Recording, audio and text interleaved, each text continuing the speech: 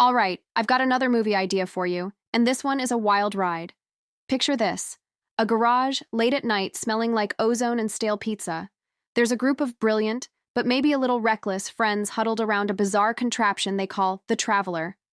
It's a mess of wires, salvaged computer parts, and at its heart, a high-powered laser aimed at a shimmering, unstable orb of light. Their theory? They can send information, maybe even small objects, through space-time using something they've dubbed quantum infusion. It's highly theoretical, probably dangerous, and definitely not approved by any ethics committee.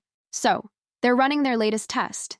The lead genius, let's call him Alex, is hunched over the controls, sweat beading on his forehead. His buddy, Liam, the cautious one, is double-checking the power readouts, while Maya, the engineer who built half this thing from scraps, is monitoring the laser's frequency. They're trying to send a simple data packet, a digital hello world, to a receiver on the other side of the room.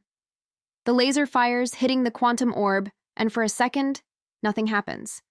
They look at each other, disappointed. Another failed attempt. But then, the orb doesn't just flicker and die. It starts to expand. The light intensifies, warping the air around it, pulling in loose papers and dust like a tiny black hole. The garage lights flicker and die, plunging them into a strange, pulsating glow. The orb stabilizes, and it's no longer an orb. It's a window, a portal. And what they see on the other side isn't their garage wall. It's a room, but unlike any room they've ever seen. It's vast, cavernous, and bathed in soft, shifting colors. Strange structures, sleek and organic, float in midair. Panels of light display symbols that pulse with information they can't comprehend. It looks like a studio. A futuristic alien production studio. Forgetting all caution, their curiosity takes over. Alex, ever the bold one, is the first to step through. The air on the other side feels different, humming with energy. The others follow, their jaws on the floor. They're like kids in the most advanced candy store in the universe. Liam finds a floating console and touches a glowing panel. Instantly, a holographic projection of a spiraling galaxy explodes into existence around him, complete with audio of stars being born. It's breathtaking. Maya discovers a device that looks like a paintbrush. When she waves it, trails of solid light form in the air, which she can then mold and shape like clay. They're manipulating reality with a thought. They've stumbled upon the ultimate creative toolkit. They get lost in it, discovering one impossible thing after another. A device that can replay memories as if they were movies, another that translates thoughts into music. They're so engrossed in this alien playground that they don't notice two crucial things. First, the portal back to their garage is slowly, almost imperceptibly, shrinking. The familiar sight of their messy workshop is getting smaller and smaller. Second, they're not alone. In the corners of their vision, shadows are starting to move. Quick, furtive movements, just out of focus. They dismiss it as tricks of the light, but the feeling of being watched grows stronger.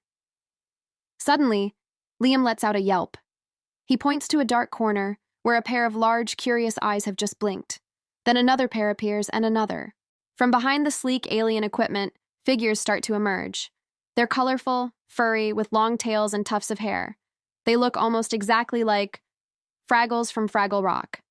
These vibrant, Muppet-like aliens step into the light, looking just as confused and startled as the humans. One of them lets out a high-pitched squeak, which causes Alex to jump and scream. The sound of Alex's scream causes all the little furry aliens to shriek in unison and scatter, hiding behind their own advanced technology. There's a moment of stunned silence. The humans are staring at the terrified aliens, who are peeking out from their hiding spots. The portal behind them is now just a tiny pinprick of light. They're trapped. Trapped in a high-tech alien movie studio, run by a race of panicky, Fraggle-like creatures who are just as scared of them as they are of the aliens. The movie ends there, the ultimate cliffhanger. What do you guys think? Let me know in the comments, and if you have any wild ideas of your own, share them. Thanks for watching.